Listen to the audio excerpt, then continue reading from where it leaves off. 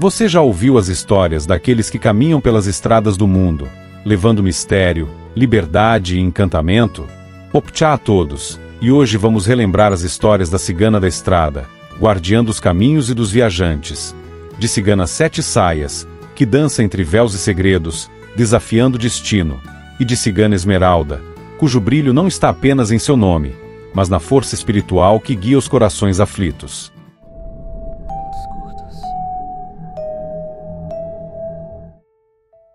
Era uma noite iluminada pela lua cheia, cujo brilho prateado se espalhava suavemente sobre as copas das árvores antigas, projetando sombras dançantes no solo úmido da floresta. O vento sussurrava entre os galhos, carregando consigo o aroma fresco do musgo e das ervas selvagens, quando, de repente, o choro de uma recém-nascida rompeu o silêncio místico da Baviera.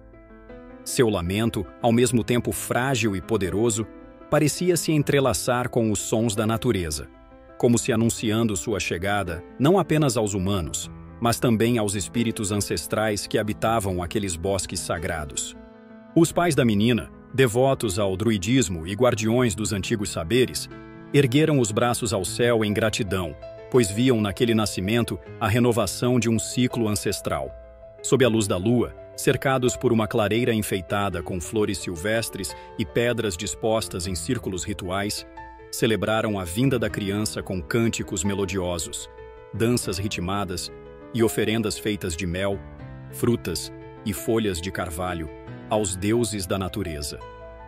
O fogo sagrado crepitava ao centro da cerimônia, lançando faíscas douradas para o alto, como se o próprio universo abençoasse aquela nova vida que acabara de despertar para o mundo.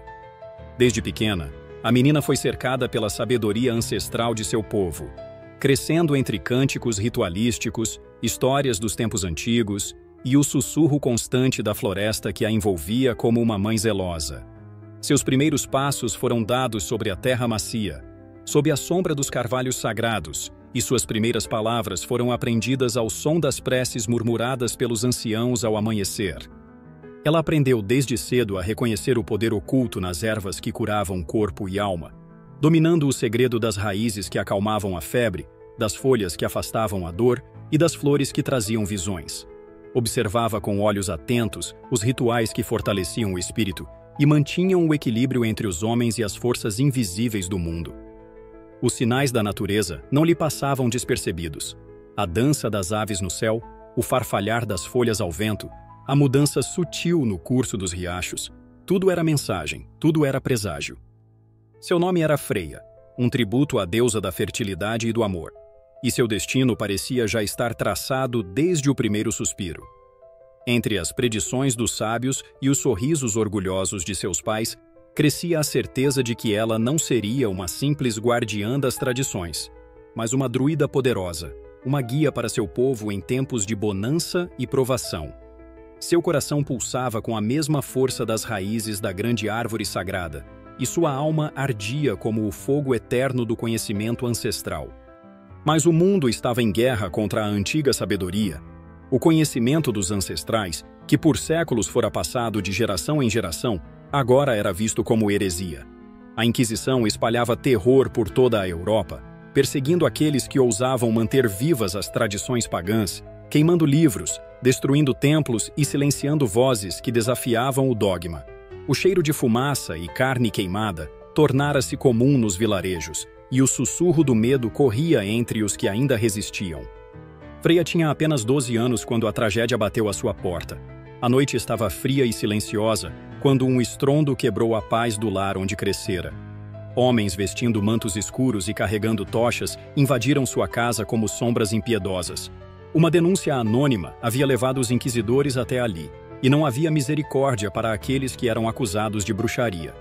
Seus pais foram arrastados para fora sob gritos e açoites, enquanto seu irmão, ainda tentando lutar, foi abatido sem hesitação, sua vida ceifada antes mesmo que pudesse pedir clemência. Freia assistiu a tudo, petrificada pelo horror, sabendo que, se não fosse tão jovem e mulher, teria encontrado o mesmo fim, mas seu destino não seria mais misericordioso. Levada à força para a Itália, foi entregue como serva a um bispo cuja verdadeira face era marcada pela perversidade. As paredes frias de pedra de sua nova prisão abafavam seus gritos, e as longas noites de servidão eram repletas de humilhação e dor. Não havia compaixão naquele lugar, apenas a certeza de que sua existência agora pertencia a um homem que via nela apenas uma peça descartável. Dia após dia, Freya sentia seu corpo ser esmagado pelo fardo da escravidão, mas dentro dela, algo permanecia intacto. O fogo da liberdade, alimentado pelo sangue de seus ancestrais, ardia silencioso, esperando o momento certo para se erguer. Ela não se curvaria para sempre. A floresta ainda vivia em sua alma, e sua hora de lutar chegaria. Uma noite, quando o bispo baixou sua guarda, embriagado pelo próprio poder e pelo vinho que consumia sem moderação, Freya soube que aquele era o momento que esperara por tanto tempo. O medo ainda residia em seu peito, mas ao lado dele crescia algo mais forte: a determinação. Com mãos trêmulas, retirou a pequena faca que havia escondido sob suas vestes semanas antes, conquistada às escondidas da cozinha, e em um movimento rápido e silencioso, afundou a lâmina na carne macilenta do homem que a mantivera cativa. O som sufocado do bispo, misto de surpresa e agonia, ecoou pelo aposento, mas Freya não hesitou. Enquanto ele se debatia, ofegando em busca de um alívio que nunca viria, ela correu. O frio da noite cortava sua pele, mas nada a faria parar. Corredores intermináveis, sombras ameaçadoras, ecos de passos ao longe. Tudo era um labirinto de pesadelos, mas ela estava decidida a escapar. No entanto, a liberdade tinha um preço. A cidade, cercada por muros e guardas atentos, era uma gaiola de pedra difícil de transpor. Desesperada, Freya percebeu que fugir não bastava. Ela precisava de um aliado, de alguém disposto a ajudá-la a atravessar os portões. Foi então que encontrou um guarda disposto a negociar. Mas sua moeda não era ouro, nem promessas. Para escapar, precisou pagar um preço cruel. Trocou sua dignidade por uma chance de sobrevivência. As lágrimas escorriam silenciosas enquanto seu corpo era violado. Mas em sua mente, um único pensamento se repetia como um mantra: ela não morreria ali. E assim, pela primeira vez, Freya compreendeu uma verdade amarga. A liberdade, esse sonho tão precioso, podia exigir sacrifícios dolorosos, e ela estava disposta a pagar o que fosse necessário para nunca mais ser uma prisioneira. Com o coração pesado pelas memórias de tudo o que perdera, Freya começou a caminhar sem destino certo, guiada apenas pelo instinto e pelo desejo de se manter viva. A estrada tornou-se sua casa, um espaço sem fronteiras, onde cada passo a afastava do passado e a levava para um futuro incerto. Os céus estrelados eram seu único teto, e a terra fria, seu leito de descanso. O vento que cortava os campos murmurava histórias antigas em seus ouvidos, como se os espíritos da floresta e dos ancestrais ainda caminhassem ao seu lado, lembrando-a de que sua luta estava longe de terminar. Durante os primeiros meses, a sobrevivência era sua única preocupação.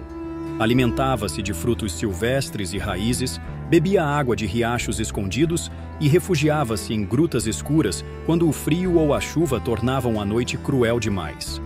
Cada dia era uma batalha silenciosa contra a fome, o medo e a solidão. Evitava estradas movimentadas e qualquer contato humano, pois sabia que sua liberdade ainda era frágil e que o mundo não tinha piedade dos que caminhavam sozinhos. Mas inevitavelmente as estradas sempre cruzavam com outras vidas, e cada encontro trazia consigo uma lição. Houve o velho eremita que lhe ensinou os segredos do fogo e a forma certa de ler os mapas do céu. A mulher marcada pelo tempo que, com poucas palavras, lhe mostrou que a dor podia ser transformada em força. E o jovem mercador de olhos bondosos que lhe ofereceu pão e um lugar ao redor da fogueira sem pedir nada em troca. Aos poucos, Freya percebeu que, por mais cruel que o mundo pudesse ser, ele ainda guardava centelhas de luz. E que, mesmo sem um lar ou uma família, ainda restavam caminhos a seguir e histórias a escrever. Em um vilarejo isolado nos Alpes, onde o vento soprava gelado e as montanhas erguiam-se como guardiãs do tempo, Freya encontrou refúgio temporário. Seus pés calejados a levaram até a forja de um ferreiro chamado Klaus, um homem de ombros largos e olhar cansado, cujo semblante carregava não apenas o peso do trabalho árduo, mas também a angústia de um pai desesperado. Sua filha, uma menina de cabelos dourados e olhos febris, estava à beira da morte, enfraquecida por uma doença misteriosa que nenhum curandeiro conseguira aliviar. Olhando para a criança, Freya sentiu uma fagulha de esperança misturada à lembrança de seu próprio povo. Os ensinamentos dos druidas ainda pulsavam em sua memória, vivos como raízes sob a terra, e ela sabia que a natureza guardava respostas para quase todos os males.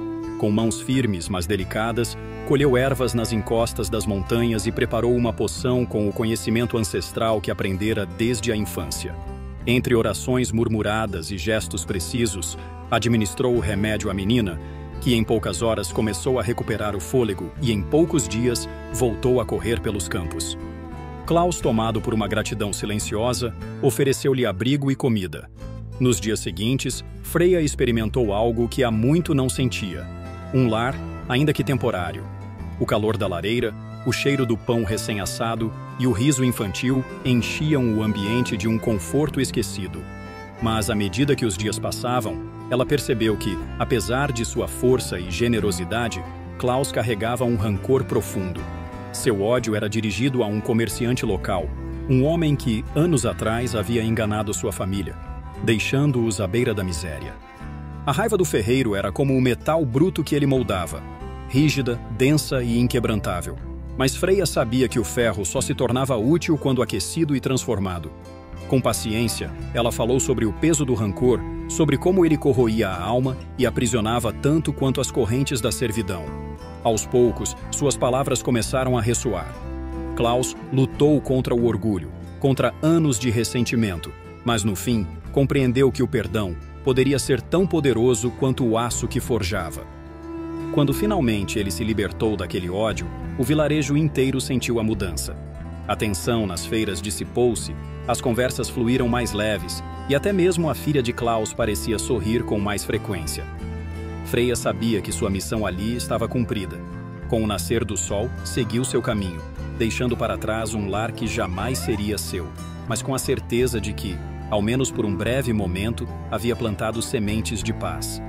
Certa noite, enquanto descansava à beira da estrada, aquecendo-se junto a uma fogueira solitária, Freya percebeu sombras movendo-se na escuridão ao seu redor. Seu instinto gritou em alerta, mas antes que pudesse reagir, um grupo de viajantes emergiu da penumbra. Eram ciganos, homens e mulheres de olhares atentos, roupas coloridas e postura desconfiada. Cercaram-na sem agressividade, mas com cautela, avaliando-a como se buscassem entender quem era aquela jovem solitária vagando pelo mundo. Freya manteve a calma, sem fazer menção de fugir. Sabia que qualquer movimento brusco poderia ser interpretado como ameaça. Em vez disso, ergueu as mãos lentamente, mostrando que não portava armas. O silêncio durou longos segundos, até que uma das mulheres, de idade avançada e rosto marcado pelo tempo, aproximou-se e encarou Freya com olhos profundos, cheios de histórias. "Você não é uma inimiga", disse ela, quebrando o silêncio. "Mas também não é uma de nós." Nos dias que se seguiram, os ciganos permitiram que Freya viajasse com eles. No início, mantinham uma distância sutil, observando-a como quem estuda um animal selvagem. Mas, aos poucos, a desconfiança se dissipou. Freya mostrou-se disposta a aprender e, em troca, compartilhar o pouco que sabia. Conheceu suas danças, suas canções que falavam de amor e saudade, suas histórias transmitidas de geração em geração. Aprendeu a ler a sorte nas cartas, a enxergar presságios no voo dos pássaros e a entender que a verdadeira liberdade não estava apenas em caminhar sem amarras, mas em pertencer a um povo sem fronteiras. Mas nem tudo era alegria entre eles. Freya testemunhou os desafios de manter a união em um mundo que os via com desprezo. Os ciganos eram constantemente expulsos das vilas, tratados como ladrões, acusados de crimes que não cometeram. Ela viu a dor de serem rejeitados por simplesmente existirem, a raiva contida de quem já estava cansado de ser um estrangeiro em todos os lugares. Ainda assim, encontravam força uns nos outros, mantendo viva sua cultura e sua identidade, sem jamais se deixarem domar. O tempo passou como um sonho, e quando chegou o dia de partir, Freya sentiu um nó apertar sua garganta. Não havia promessas de retorno, mas havia respeito. Como sinal de aceitação, uma jovem cigana de olhos dourados e sorriso travesso entregou-lhe um lenço vermelho, para que nunca esqueça que um dia foi uma de nós. Freya amarrou o lenço ao redor do pulso, sentindo o tecido macio contra sua pele. Não era apenas um pedaço de pano, era um símbolo de pertencimento, um lembrete de que, mesmo sem raízes fixas, sempre haveria lugares e pessoas que a acolhessem. E assim, com o coração um pouco mais cheio do que antes, ela seguiu seu caminho, levando consigo as histórias e os laços que jamais poderiam ser apagados. A neve cobria o caminho como um manto traiçoeiro, escondendo armadilhas invisíveis sob sua brancura. O vento uivava entre as rochas escarpadas, cortando a pele como lâminas de gelo. Freya apertou o manto contra o corpo e seguiu adiante, cada passo exigindo esforço. Estava atravessando a perigosa fronteira entre a França e a Espanha, uma rota traiçoeira usada por refugiados, desertores e todos aqueles que precisavam desaparecer. Foi então que a encontrou. Uma mulher sozinha, ofegante, encostada em uma árvore retorcida. Seu rosto estava pálido, seus olhos arregalados pelo medo e pelo frio. O volume sob suas vestes largas denunciava sua condição. Estava grávida. Freya aproximou-se com cuidado e a mulher, tremendo, murmurou: "Por favor, não me entregue." Seu nome era Lisette, e fugia de um marido cruel que a perseguia como uma sombra. O homem, um oficial influente, não aceitava que ela escapasse de seu controle e usava seu poder para mobilizar guardas em sua captura. Ela tentara cruzar a fronteira sozinha, mas agora, enfraquecida e sem rumo, não via esperança além da neve que a consumia. Freya não hesitou. Pegou a mulher pela mão e sussurrou: "Venha, eu conheço um caminho." A jornada foi árdua. As montanhas não tinham piedade dos fracos.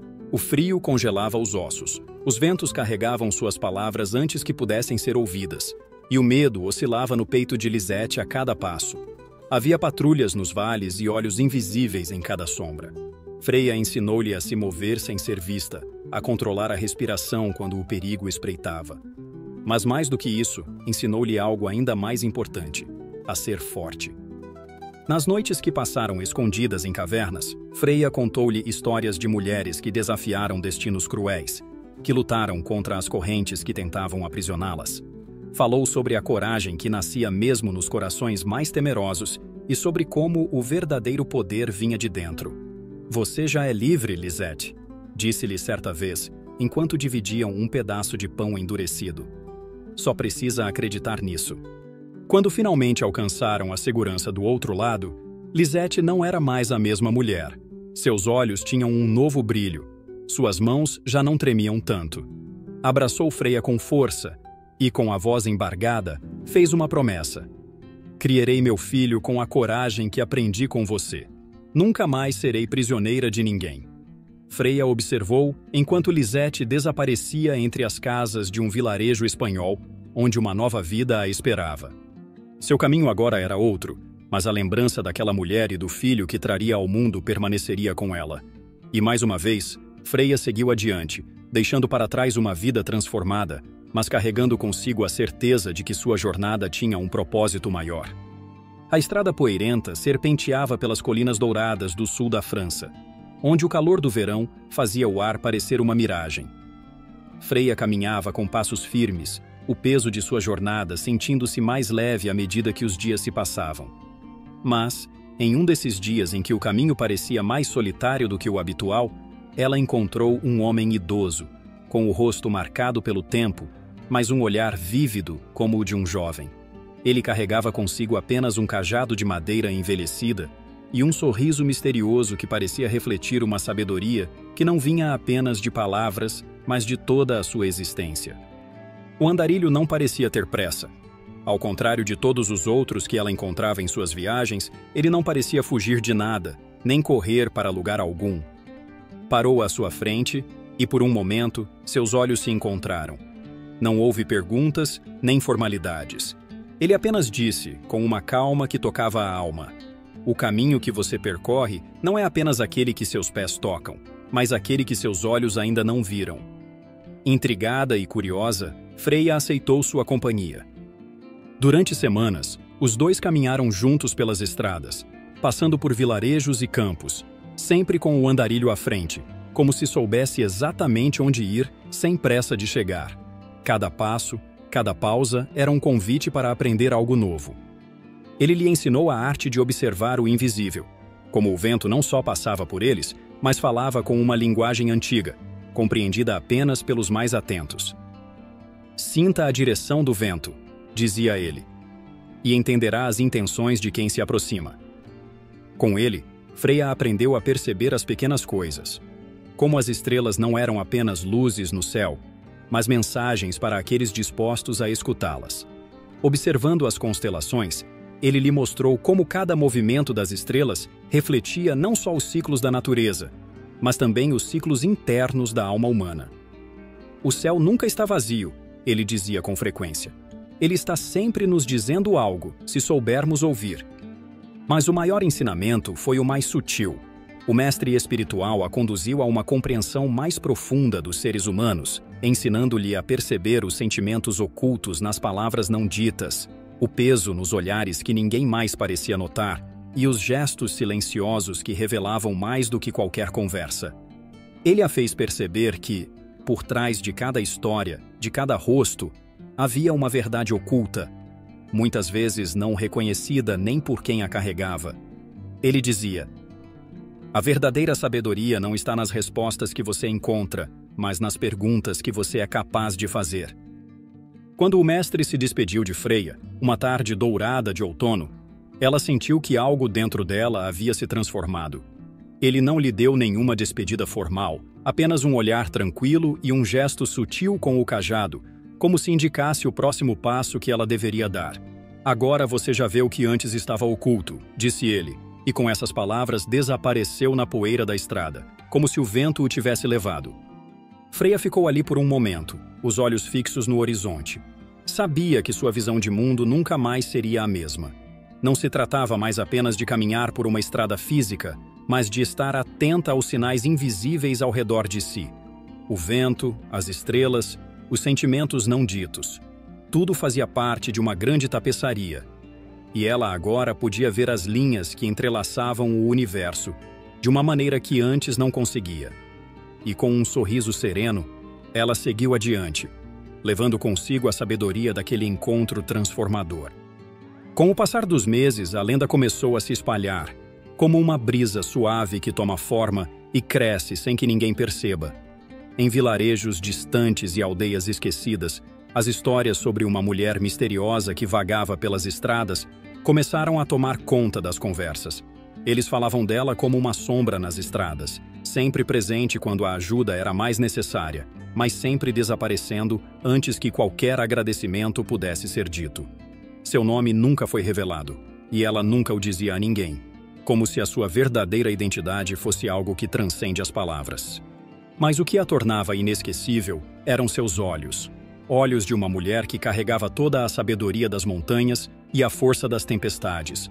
Olhos que pareciam ver através de você, como se soubesse quem você realmente era, sem precisar de explicações.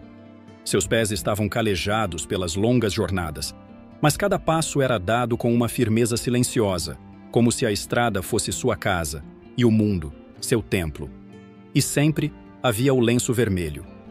Ele se movia com o vento, balançando como um símbolo de sua liberdade e da força invisível que a guiava. O lenço parecia ser uma extensão de sua própria alma, um lembrete de que ela pertencia ao mundo e, ao mesmo tempo, era uma viajante, sem raízes, mas com uma missão. A cigana da estrada, como logo ficou conhecida, tornou-se uma figura enigmática. Aqueles que cruzavam seu caminho, em momentos de desesperança, saíam de sua presença transformados. Alguns encontraram respostas para questões que estavam em seus corações por anos. Outros, forças para seguir em frente quando pensavam que não podiam mais. Mas o que a tornava única não era apenas o fato de ajudá-los, mas a maneira como fazia com que se vissem com outros olhos, como se ela apenas despertasse algo já presente dentro deles, uma chama, uma força que estavam esquecendo. Muitas vezes, ela passava despercebida. Era como se fosse parte do vento, do céu, da terra que pisava. E quando alguém, tomado por uma gratidão silenciosa, tentava se aproximar para agradecer, ela já havia partido. Às vezes, apenas o lenço vermelho no horizonte era o único vestígio de sua passagem. Para muitos, isso apenas adicionava mais mistério à sua lenda. Como poderia alguém tão imersa na humanidade desaparecer com tamanha facilidade, sem deixar rastros? E assim, a Cigana da Estrada se tornou algo mais do que um nome. Era um símbolo. Uma figura que representava a liberdade, a transformação e a conexão com o invisível. Ela não pertencia a nenhum lugar, mas estava em todos os lugares. Ela não tinha uma história fixada, mas era parte da história de todos que a cruzaram. A cada passo que dava, um novo eco se espalhava. E assim, com o tempo, ela se tornou uma lenda viva, uma mulher sem nome, mas com um poder que só quem a encontrava poderia entender. Amélia era uma camponesa simples que vivia uma vida tranquila em sua pequena casa de madeira, rodeada pelas paisagens tranquilas do campo. Sua rotina era feita de trabalho duro, mas também de momentos de paz ao lado de sua família. No entanto, uma noite, toda sua existência foi virada de cabeça para baixo. O som de um estalo no ar, seguido de uma chama que se alastrava rapidamente, foi o primeiro sinal de que algo terrível estava prestes a acontecer. Em segundos, as chamas tomaram conta da casa, engolindo tudo em seu caminho. O calor sufocante e os gritos de seus pais e irmão mais novo ecoaram por toda a casa. Amélia tentou, em vão, salvar os que amava, mas o fogo foi implacável. Ela conseguiu escapar pela janela, mas ao olhar para trás, viu a casa se desintegrar diante de seus olhos, levando consigo as vidas daqueles que mais amava. Nos dias que se seguiram, Amélia caminhou sem rumo, vagando pelas estradas em um estado de choque. Seus pés estavam feridos pelas pedras e pela caminhada forçada, e suas roupas, chamuscadas pelo fogo, estavam agora sujas e esfarrapadas.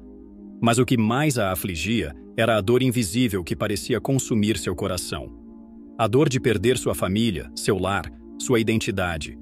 O mundo à sua volta parecia sem vida, como se as cores tivessem desaparecido, deixando tudo em um tom cinza e vazio. Foi em uma tarde nublada, quando o céu parecia refletir seu desespero, que Amélia encontrou Freia. Ela estava sentada sob uma árvore, com a postura calma e serena de quem conhece bem o peso da estrada. O encontro não foi casual, como se o destino tivesse posto as duas no mesmo caminho para que suas jornadas se entrelaçassem. Freia observou a jovem se aproximar, seus passos hesitantes e a expressão vazia, como alguém que carregava um peso invisível. Sem dizer uma palavra, Freia pegou um pedaço de pão de seu saco e uma garrafinha de água fresca, oferecendo-a a Amélia com um sorriso suave. "Você está cansada", disse Freia, sua voz gentil como o vento que passava pelas folhas. Amélia, inicialmente reticente, pegou o pão e a água, os olhos ainda perdidos na distância.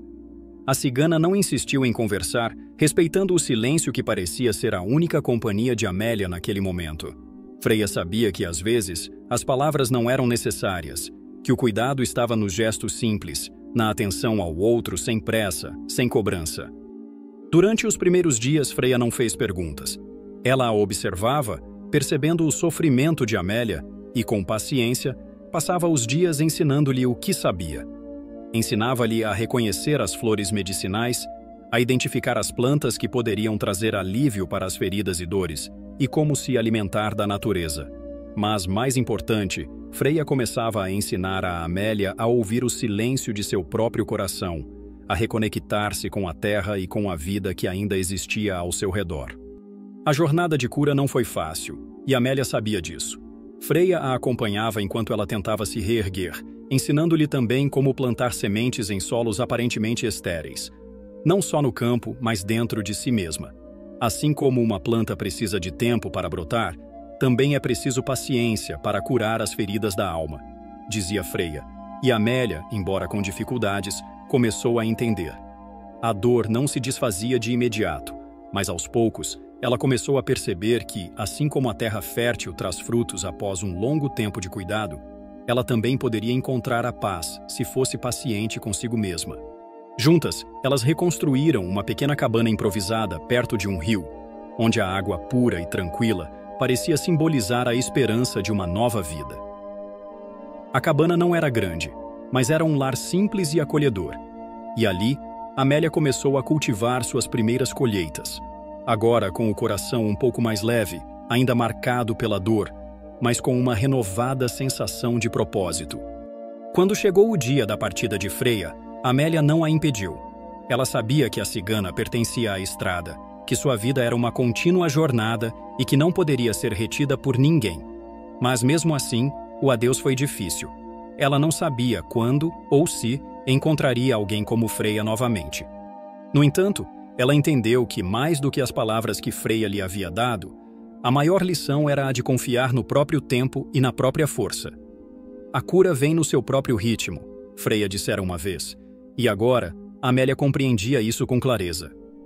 Ela olhou para o lenço vermelho que Freya usava, agora com um leve sorriso, e a cigana desapareceu pela estrada, levando consigo a sabedoria que transformou a dor de Amélia em algo que ela poderia cultivar e, com o tempo, florescer. Pierre era um homem quebrado, um soldado veterano que carregava as cicatrizes invisíveis das batalhas que travara e as marcas profundas das perdas que sofrera. Suas mãos, agora calejadas e trêmulas, haviam segurado espadas, escudos e rifles, mas não havia treinamento que o preparasse para o peso da culpa que o consumia depois da guerra. Ele caminhava sem rumo, perdido em um mundo que agora parecia distante e desconexo, onde as lembranças das guerras passadas o atormentavam a cada passo. Os rostos dos amigos que perdera, os gritos das batalhas, o som ensurdecedor das explosões, tudo parecia gravado em sua mente, uma lembrança constante e dolorosa de sua própria fragilidade. Foi em uma encruzilhada, onde os caminhos se cruzavam como destinos, que Pierre encontrou uma pequena fogueira acesa. O calor da chama não era o suficiente para afastar o frio que ele sentia dentro de si, mas foi ali, naquele ponto solitário, que ele parou. Sentou-se ao lado da fogueira, a cabeça abaixada, imerso em pensamentos sombrios. Ele não buscava companhia, nem conselhos. Ele só queria o silêncio da noite, um momento para se perder ainda mais em seus próprios pensamentos. Mas, como que atraída pela solidão de sua alma, Freya apareceu. Sem dizer uma palavra, ela se sentou ao lado de Pierre e, com a calma que a acompanhava, acendeu sua própria fogueira. O fogo, assim como ela, não precisava de palavras para ser eficaz. A chama dançava, lançando sombras tranquilizadoras sobre o rosto de ambos. Pierre, inicialmente surpreso pela presença de alguém naquele lugar isolado, não disse nada. Freya não fazia perguntas. Sua presença era silenciosa, mas profunda, como uma onda suave que, sem pressa, alcança a margem da alma. Durante os primeiros dias, eles caminhavam juntos sem pressa, e foi através desses pequenos momentos, dessas caminhadas silenciosas, que Pierre começou a sentir algo que não sentia há muito tempo. Uma leveza. O peso do mundo, ainda presente, parecia ser um pouco mais suportável com a companhia dela. Freya guiou Pierre por trilhas que ele nunca notara antes. Não eram apenas trilhas físicas, mas também caminhos internos que ele havia evitado por tanto tempo. Ela o levou até um vilarejo, escondido entre as montanhas, onde outros veteranos como ele haviam encontrado uma segunda chance. Lá, eles não eram apenas lembranças do passado. Eram homens e mulheres reconstruindo suas vidas, ensinando ofícios, vivendo em comunidade. Freya lhe mostrou que o futuro não precisava ser moldado pelas sombras do passado, e que, às vezes, era possível criar algo novo, mesmo depois de tanta destruição. Mas, antes de levá-lo até aquele lugar, Freya sabia que Pierre precisava enfrentar o que estava enterrado dentro dele. Em uma noite silenciosa, longe de qualquer povoado, Freya conduziu Pierre até um riacho cristalino. O som da água fluindo suavemente parecia acalmar as turbulências internas do soldado. Ela pediu que ele se agachasse e olhasse para o seu reflexo na água. "Quem você vê?" perguntou ela, sua voz suave, mas firme. "Um guerreiro ou um homem? Você pode escolher." Pierre ficou em silêncio, olhando para o reflexo borrado na água. O rosto de um homem marcado pelas batalhas, com os olhos cansados e a alma ferida, apareceu diante dele. Mas enquanto o olhava, algo começou a se mover dentro dele. Pela primeira vez, ele permitiu que as lágrimas caíssem. Não eram apenas lágrimas de tristeza, mas de libertação. Ele chorou por tudo o que perdera, pelo peso da guerra, pelas vidas que destruíra, pela dor que carregava em seu peito. Mas, ao fazer isso, ele também chorou por algo que não sabia mais que existia dentro dele: esperança. Freya permaneceu ao seu lado, em silêncio, enquanto ele chorava. Ela sabia que a cura não viria em um instante, mas sim em um processo doloroso e gradual. Ao terminar, Pierre se levantou, mais leve de alguma forma, e olhou para Freya. Ele não sabia o que o futuro reservava, mas pela primeira vez em muito tempo, ele sentia que a estrada à frente não era só um caminho de sofrimento. Ele tinha escolha. Ele poderia, talvez, ser mais do que o homem que as batalhas o haviam forçado a ser. E assim, com os olhos mais abertos, Pierre começou a caminhar de volta para a vida, guiado por uma cigana que conhecia bem o valor do silêncio e da cura.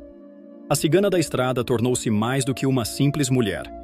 Ela se tornou um símbolo vivo de resistência, transformação e sabedoria ancestral. Sua presença, embora fugaz, tocava profundamente todos aqueles que cruzavam seu caminho. Ao longo dos anos, sua história se espalhou pelos vilarejos, passando de boca em boca nas praças e fogueiras, ecoando pelas estradas poeirentas e caminhos esquecidos. Era contada com reverência, não apenas como a história de uma viajante solitária, mas como uma lembrança eterna de que mesmo nas jornadas mais solitárias e dolorosas, há sempre um espaço para aprendizado, cura e generosidade. Diziam os aldeões que, mesmo quando sua imagem desaparecia na neblina do amanhecer, a sua essência permanecia viva nas lições que deixava para trás. Cada encontro com a cigana da estrada era uma oportunidade de crescimento, um convite a olhar para dentro de si mesmo e enfrentar os fantasmas que habitavam o coração. Em cada estrada que ela percorreu, em cada fogueira que acendeu, a luz de sua sabedoria não iluminava apenas o caminho à frente, mas também os corações daqueles que estavam perdidos, oferecendo-lhes uma nova perspectiva sobre a vida, sobre o que significa ser livre e sobre como a compaixão pode curar até as feridas mais profundas. A história da cigana da estrada não era apenas sobre os momentos em que ela tocava vidas, era sobre o legado de sua própria transformação. De uma jovem marcada pela dor e pela perda, ela se tornara uma mulher que, com cada passo dado na terra, plantava sementes de esperança, mostrando que a verdadeira liberdade não era a ausência de sofrimento, mas a capacidade de abraçar a jornada, com todas as suas dificuldades, e ainda assim encontrar beleza e aprendizado em cada curva do caminho. Assim, seu nome nunca deixou de ser sussurrado entre os ventos das estradas, reverberando como um lembrete de que, mesmo nos momentos mais sombrios, há sempre espaço para a luz. Ela era conhecida por muitos nomes: Flor do Acampamento, Filha das Sete Saias, a Menina do Sorriso Encantado. Mas entre os seus, ela era apenas Sarai, uma jovem cigana de olhos vivos, pés ligeiros e alma indomável. Desde pequena, seu corpo parecia responder ao ritmo da vida com naturalidade mágica. Quando os tambores tocavam, ela não dançava, ela voava. As saias coloridas que usava não eram apenas roupas, mas extensão de sua alma, camadas de cor, história e destino. Diziam que sua presença acalmava bebês, despertava sorrisos em idosos e fazia homens prenderem a respiração ao vê-la girar. Sarai era filha única de Zara, uma mulher de coragem ancestral e olhar firme, conhecida por manter viva a tradição cigana mesmo diante da modernidade que se aproximava das estradas.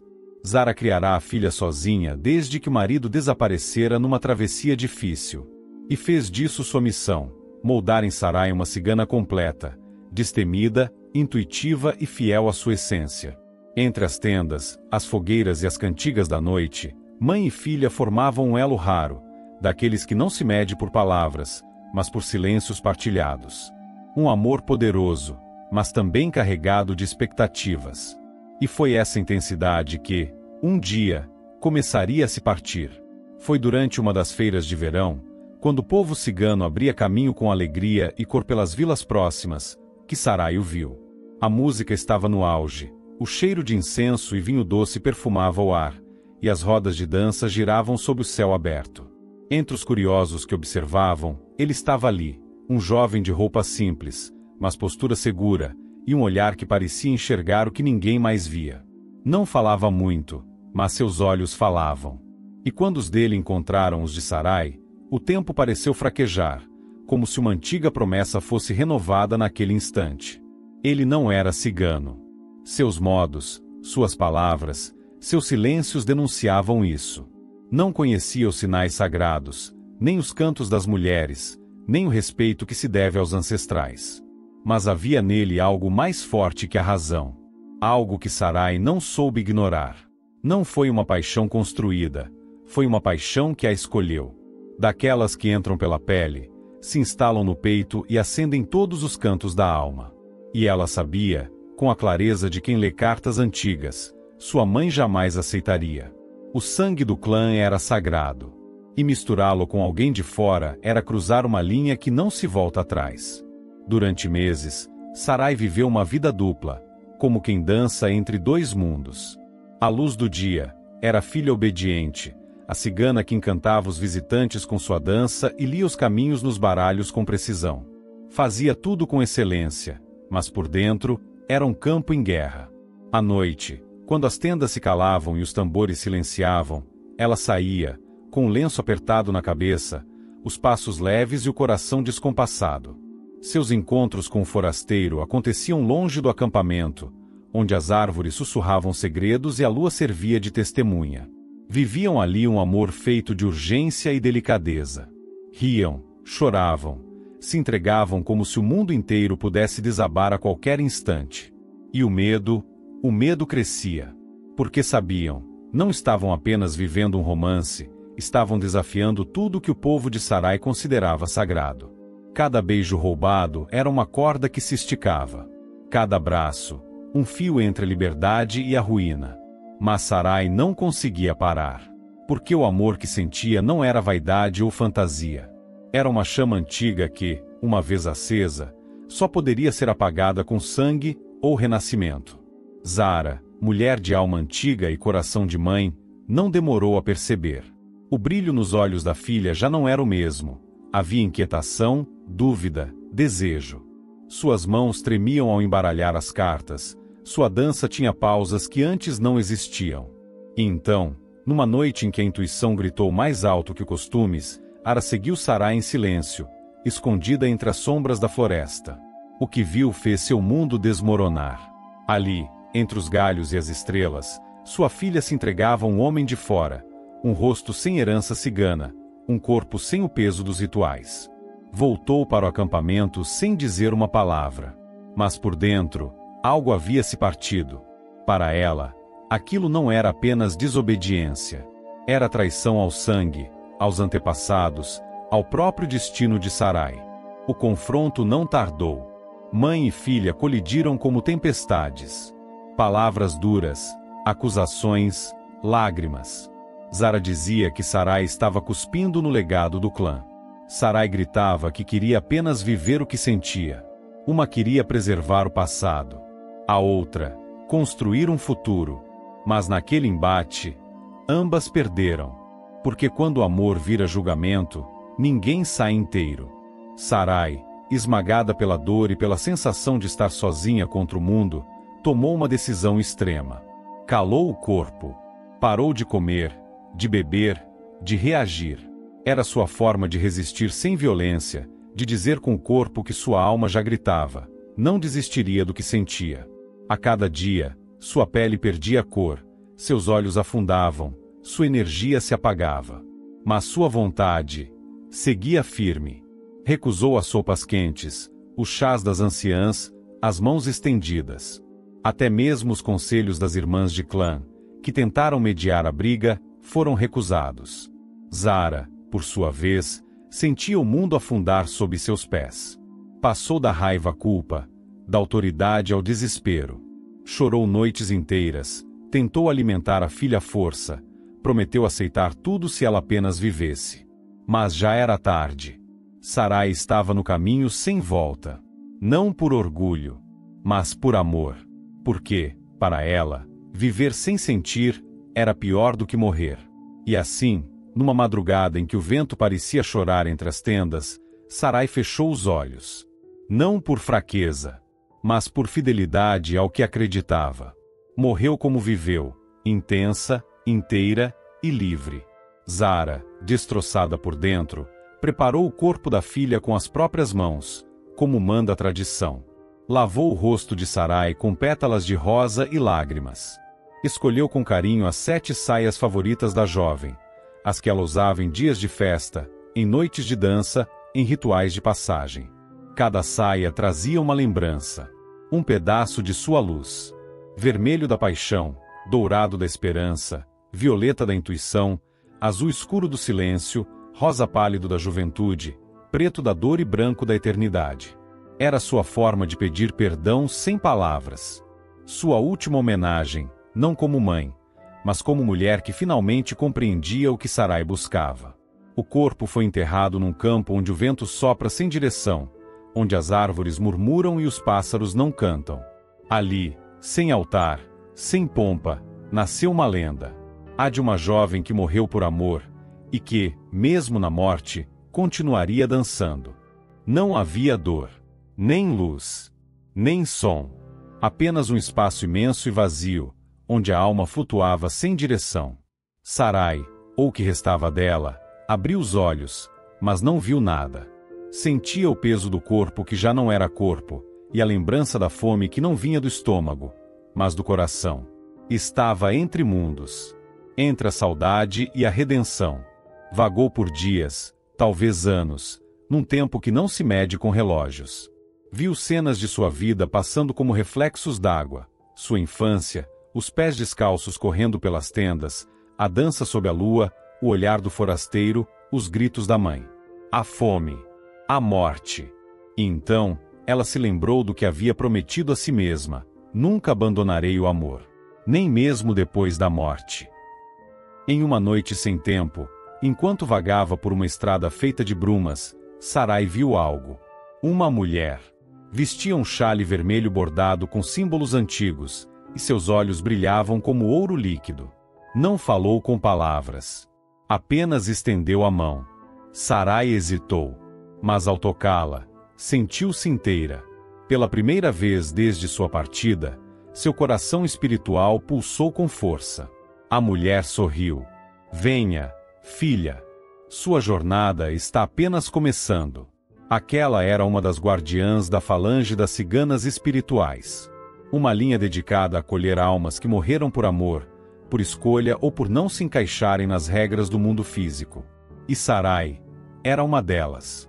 Nos meses seguintes, ou que se conta no tempo espiritual, Sarai foi guiada por outras entidades. Cada uma com uma história, uma dor, uma superação. Mulheres que também haviam sido silenciadas, esquecidas, julgadas por amar demais ou por desafiar o que era esperado. Ela aprendeu que sua morte não havia sido em vão. Que seu amor, mesmo condenado, era puro. Que sua luta, mesmo solitária, havia deixado marcas no plano espiritual. Marcas que poderiam ser transformadas em caminho para outras mulheres. Foi neste processo que Sarai deixou de ser apenas uma alma em dor e se tornou uma entidade em missão. Seu novo nome foi revelado não com palavras, mas com energia. Cigana 7 saias. 7, não só pelas roupas que usava, mas pelos 7 ciclos que sua alma havia completado entre o mundo físico e o espiritual. Cada saia, agora, representava um aspecto de sua missão. A primeira saia, vermelha, era a força da paixão. A segunda, dourada, era o brilho da esperança. A terceira, roxa, o poder da intuição. A quarta, azul escuro, era a profundidade da alma. A quinta, rosa pálido, era a delicadeza que sobrevive à dor. A sexta, preta, era a sombra que ensina. E a sétima, branca, era a paz após a tempestade. Cada vez que 7 saias se manifesta, carrega consigo a vibração desses véus. E aqueles que a veem em transe, dançando nas giras, percebem, não é só uma dança. É um ritual. É uma lembrança. É um chamado para quem esqueceu o valor do próprio sentimento. 7 saias passou a atuar nas encruzilhadas do amor, ajudando mulheres a se libertarem de amores doentios, de relações sufocantes, de promessas vazias. Mas também ensinando a amar com verdade, com entrega, com coragem. Trabalha com médiuns que carregam a dor de relacionamentos conturbados. Com consulentes que amam, mas não sabem mais se devem ficar. Com espíritos que morreram presos à paixão e ainda não sabem como seguir. Sete Saias não julga, não impõe. Ela dança, e em sua dança resposta. Ela gira, e na sua roda cura. A falange do amor inquebrável é composta por outras ciganas espirituais, entidades que também passaram por mortes simbólicas e reais por conta de seus sentimentos. Juntas, formam uma linha de trabalho voltada à reconstrução emocional, à quebra de amarras afetivas e ao despertar do sagrado feminino. Sete Saias é uma das mais procuradas quando o amor se mistura com sofrimento. Sua força espiritual não está apenas no que viveu, mas no que decidiu fazer com o que viveu. Ela é a prova de que o amor verdadeiro não se curva ao tempo, nem à morte. Hoje, quando ela baixa no terreiro, as saias giram novamente. Mas agora, não giram por um homem. Giram por todas as mulheres que choraram em silêncio, por todos os corações que se perderam tentando amar, por todos os sentimentos que foram calados em nome de uma tradição. Sete Saias dança. E ao dançar, liberta. Eu não morri por fraqueza. Morri por fidelidade ao que sentia. E por isso, voltei. Para que ninguém mais precise morrer por amor. E sim, aprender a viver com ele. Nem toda linhagem nasce do sangue. Algumas nascem do sentimento. Os filhos de Sete Saias não são escolhidos pela genealogia, mas pela vibração. São almas marcadas por experiências intensas de amor, ou pela ausência dele. Muitos sentiram, desde cedo, que amar era perigoso, que demonstrar afeto era sinal de fraqueza, que o coração era algo a ser trancado. Mas, mesmo feridos, nunca deixaram de buscar. Mesmo decepcionados, continuaram amando em silêncio. Esses filhos são sensíveis ao toque, atentos aos olhares, mestres em detectar mentiras ditas com palavras doces. Foram traídos por quem jurou amor eterno. Rejeitados por serem demais, intensos demais, românticos demais, leais demais. E justamente por isso, são filhos dela. Médiuns ligados a Sete Saias carregam uma sensibilidade à flor da alma. Sentem o ambiente antes de entrar. Pressentem perigos sem explicação. São como antenas emocionais, captam tudo, mesmo sem querer. Às vezes, isso os leva ao isolamento. Porque sentir tanto, cansa. Porque amar com profundidade, exige coragem, e nem sempre encontram reciprocidade. Têm facilidade em ler pessoas. Suas intuições raramente falham. Muitos deles trabalham com oráculos, cartas, sonhos e até visões espontâneas. Mas também são mestres da escuta que cura, do silêncio que entende. Sete Saias os treina não com dogmas, mas com vivências. Cada ferida é um ensinamento. Cada decepção, uma nova forma de acolher o outro. Porque só quem já teve o coração quebrado, sabe colar o de alguém com paciência. Os filhos de Sete Saias, por serem regidos pelo sentimento, enfrentam alguns dos testes mais difíceis da vida espiritual. São testados no amor, atraem relações kármicas, fortes, às vezes perigosas. São desafiados na autoestima, oscilam entre se doar demais e se esquecer de si. São postos à prova na fé, perguntam-se se amar tanto assim é um erro. O maior desafio desses médiuns é aprender a diferenciar o amor da dependência, a lealdade do apego, a entrega do sacrifício. Sete Saias, em sua atuação espiritual, mostra que o amor não pode ser prisão, e que o coração, mesmo partido, continua sendo o templo sagrado. Sete Saias não se anuncia com barulho. Ela chega sutilmente, mas sua presença é inconfundível. Às vezes, é um lenço colorido que aparece do nada. Um colar de moedas que ressurge de um passado esquecido. Um sonho onde uma mulher dança sob a lua. Ou uma música cigana que toca aleatoriamente, justo quando o coração está em pedaços. Ela é vento que sussurra conselhos. Incenso que aquece lembranças. Olhar de cigana que enxerga além do tempo. E quando seus filhos mais precisam, ela se manifesta. Seja através de uma intuição certeira, de um recado no jogo de cartas ou de uma presença calorosa no centro do peito. Nos terreiros, Sete Saias é invocada quando o consulente chora por amor. Quando vem contar uma traição. Quando diz que não aguenta mais amar sozinha. Ou quando precisa romper um ciclo que se repete há anos. Mas seu trabalho não se limita à gira. Ela atua nos hospitais, nos motéis, nos becos e nos apartamentos silenciosos onde uma alma clama por consolo. Ela trabalha com reconciliação, mas não a qualquer custo. Rompe laços doentios.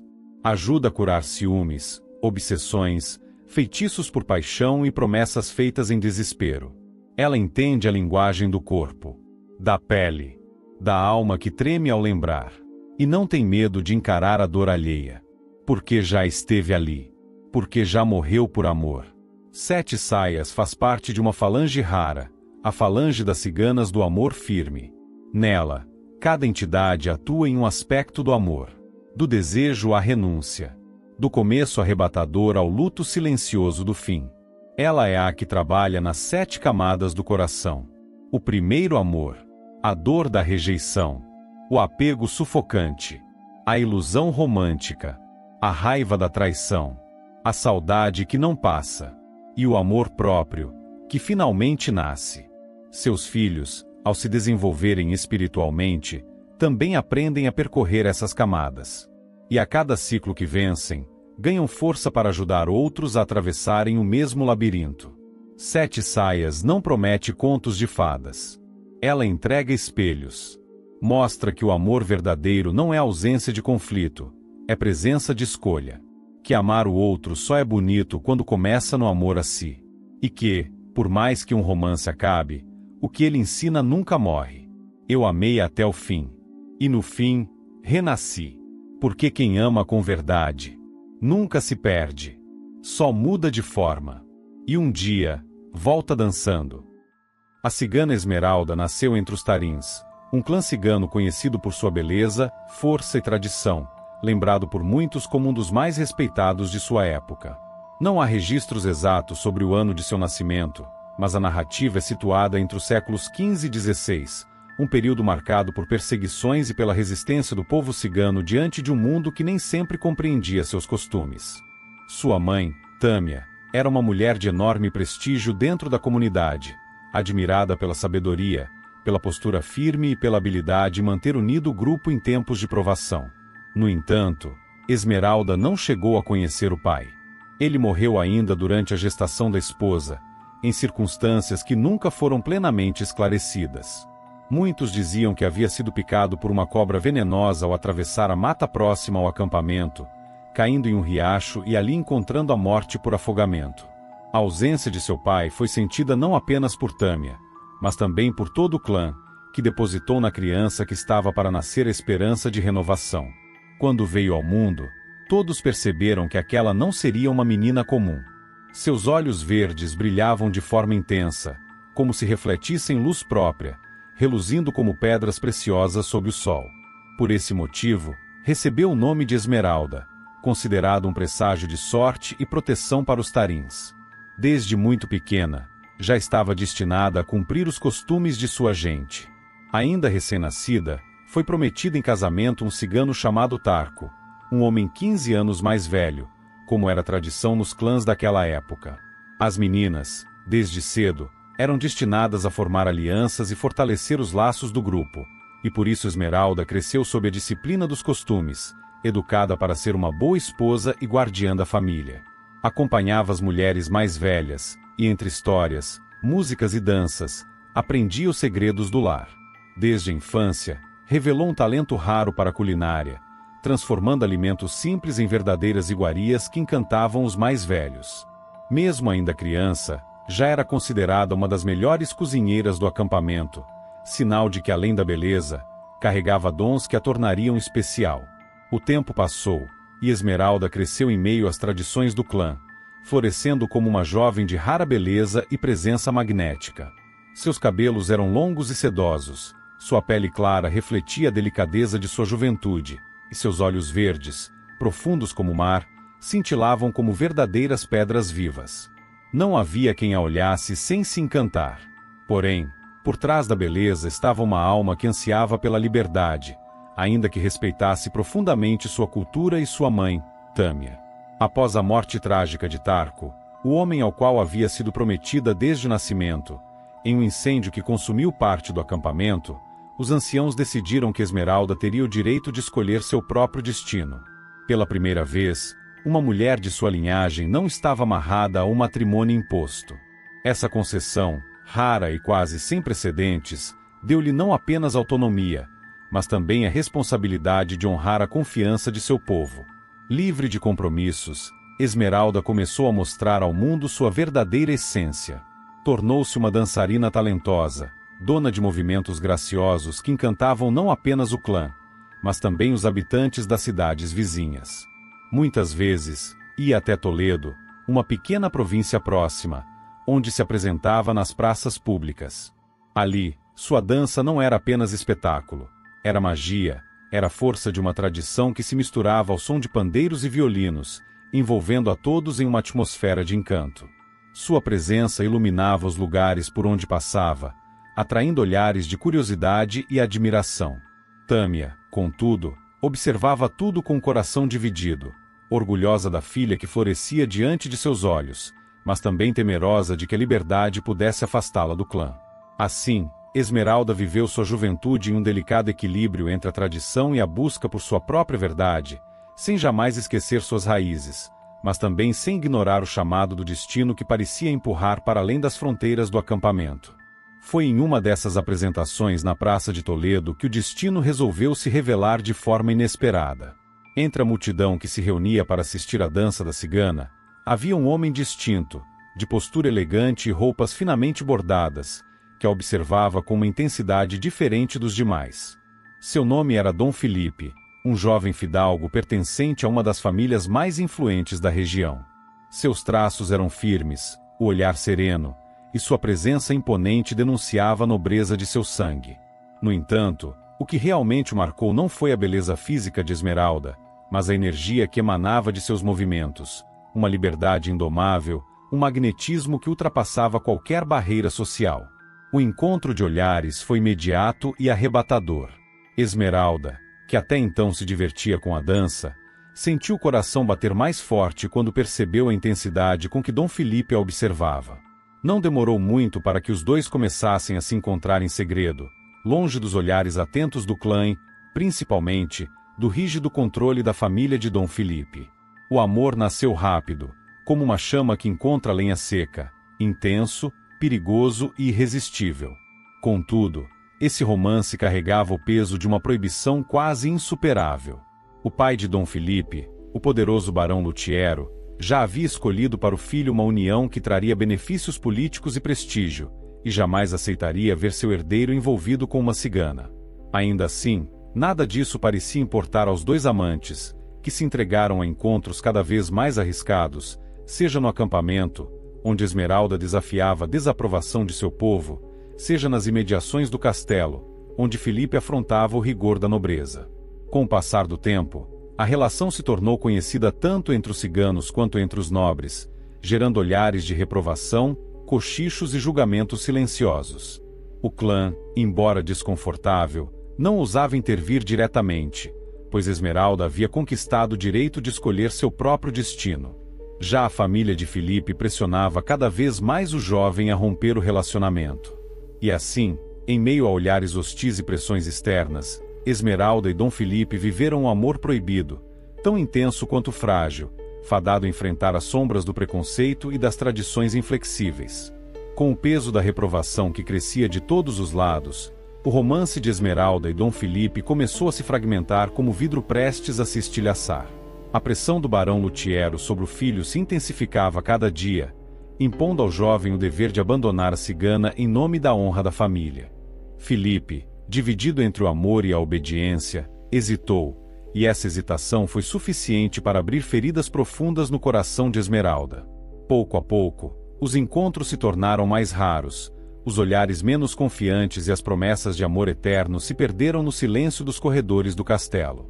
Até que, em um dia marcado por lágrimas e ressentimento, Felipe cedeu à força do destino imposto por seu pai e afastou-se definitivamente dela. Desolada, Esmeralda mergulhou em uma tristeza tão intensa que até sua dança, fonte de alegria e de vida, perdeu o brilho. A Praça de Toledo, antes palco de sua liberdade, tornou-se apenas um espaço vazio em sua memória. Contudo, a vida ainda lhe reservaria uma reviravolta cruel. Sem perceber, carregava no ventre o fruto daquele amor proibido. A notícia da gravidez reacendeu em seu coração uma esperança. Acreditava que Felipe não teria coragem de rejeitar a filha que nasceria do amor que viveram. Movida por essa certeza, buscou o castelo com o coração apertado, mas foi recebida não com compreensão, e sim com hostilidade. Primeiramente pelos criados, que a enxotaram com palavras duras, e, por fim, pelo próprio Felipe, que, tomado pelo medo da autoridade do pai, a renegou sem olhar para a criança. A dor da rejeição se transformou em raiva. Sozinha, humilhada e carregando o peso de criar sua filha sem apoio, Esmeralda buscou em seu clã a força para se reerguer. Foi nesse momento que, tomada pela mágoa, pediu a 2 ciganos guerreiros que vingassem sua honra, tramando a morte de Felipe. A chama da vingança parecia mais forte que qualquer sentimento de compaixão. Porém, quando sua mãe, Tâmia, descobriu o que estava prestes a acontecer, implorou à filha que desistisse, lembrando-a de que o ódio não poderia apagar o amor que ainda queimava dentro dela. Mesmo assim, Esmeralda não a ouviu de imediato. Naquela noite decisiva, o castelo se tornou palco de um encontro fatal. Os ciganos, armados e prontos para ceifar a vida de Felipe, já estavam a ponto de concluir sua missão quando Esmeralda, tomada por um impulso desesperado, correu até o local. O coração batia em desespero, pois, apesar de toda a dor, ela ainda amava aquele homem. Ao ver as lâminas erguidas, ela não hesitou, lançou-se à frente do golpe destinado a Felipe, recebendo no peito o corte certeiro. O sangue escorreu como um rio silencioso, e o silêncio da noite foi rasgado pelo grito de Tâmia, que havia seguido a filha. Esmeralda tombou nos braços da mãe, e com o último sopro de vida olhou para o barão Lutiero, que também presenciava a cena, e fez um pedido, que cuidasse de sua filha, fruto de um amor proibido, mas sincero. Em lágrimas, confiou sua menina ao homem que lhe negara a felicidade, rogando que ao menos Eleodora tivesse o destino de amor que lhe fora negado. A morte de Esmeralda não marcou o fim de sua história, mas o início de uma nova jornada, tão intensa quanto a vida que viveu. Ao deixar o corpo físico, sua alma foi conduzida para planos espirituais onde o reencontro com Felipe aconteceu, não mais como amantes, mas como espíritos que compreenderam, enfim, o verdadeiro valor do amor. No mundo espiritual, ela ascendeu rapidamente, pois seu sacrifício, motivado por compaixão, purificou as dores que carregava. Esse gesto abriu as portas para que se tornasse uma entidade de luz, chamada e reverenciada não apenas por seu clã, mas por muitos outros que ouviram sobre sua vida e seu destino. A cigana Esmeralda passou a ser lembrada como guardiã dos sentimentos, conselheira dos apaixonados e protetora de todos aqueles que sofrem por amor. Sua ligação com a magia dos alimentos, herdada ainda em vida através dos ensinamentos das mulheres do clã, se fortaleceu no plano espiritual. Com frutas, grãos, doces e bebidas leves, ela cria encantamentos capazes de trazer harmonia, abrir caminhos nos relacionamentos e aquecer corações marcados pela frieza da solidão. Nos terreiros e rodas ciganas, Esmeralda se manifesta com energia vibrante, dançando, sorrindo e encantando com seus olhos verdes, sempre atentos aos pedidos de quem busca auxílio. Ela não se prende a uma única forma, pode surgir com pele clara ou escura, como cigana reluzente em saias coloridas ou como pombogira em trajes marcantes. Em todas as aparições, porém, traz consigo a marca da liberdade e da intensidade. Seus adornos são variados, mas o verde é a cor que melhor simboliza sua essência, a cor da esmeralda que lhe deu o nome e que reflete esperança, prosperidade e amor. Suas oferendas, quase sempre doces, podem ser deixadas em jardins, praças ou mesmo dentro do lar, pois sua energia não se limita a espaços sagrados específicos. Nas manifestações, a alegria é sua marca registrada. Gosta de música, de palmas, de gargalhadas e de conversar sobre os desejos e dores do coração humano. Ao mesmo tempo, mantém firmeza e sabedoria, não incentiva ilusões, mas mostra caminhos reais, lembrando sempre que o amor deve vir acompanhado de respeito e liberdade. Muitas vezes, em seus trabalhos, orienta casamentos, reconciliações e também separações necessárias, pois entende que nem todo vínculo merece ser sustentado. Sua força espiritual a tornou referência tanto entre médiuns que a recebem quanto entre devotos que a chamam em momentos de aflição. Além de atuar em questões amorosas, a cigana Esmeralda também se manifesta como guardiã da prosperidade do lar. Suas firmezas, feitas com arroz, milho, café, folhas de louro e um copo de champanhe, são verdadeiros pontos de equilíbrio energético, capazes de purificar ambientes e atrair fartura. Em cada ritual, sua presença é sentida como um sopro suave, trazendo confiança e renovação. No plano espiritual, deixou de ser apenas a cigana que viveu uma história marcada por dor e paixão e tornou-se símbolo de superação, fé e encantamento. Assim, sua lembrança continua viva não apenas como memória, mas como força ativa, que dança entre mundos e aquece os corações que a chamam. E se você gostou dessa história, deixe seu like e se inscreva no canal para não perder nenhum conto. E se você quer ajudar o canal a trazer ainda mais histórias, você pode contribuir através do botão Valeu Demais aqui embaixo.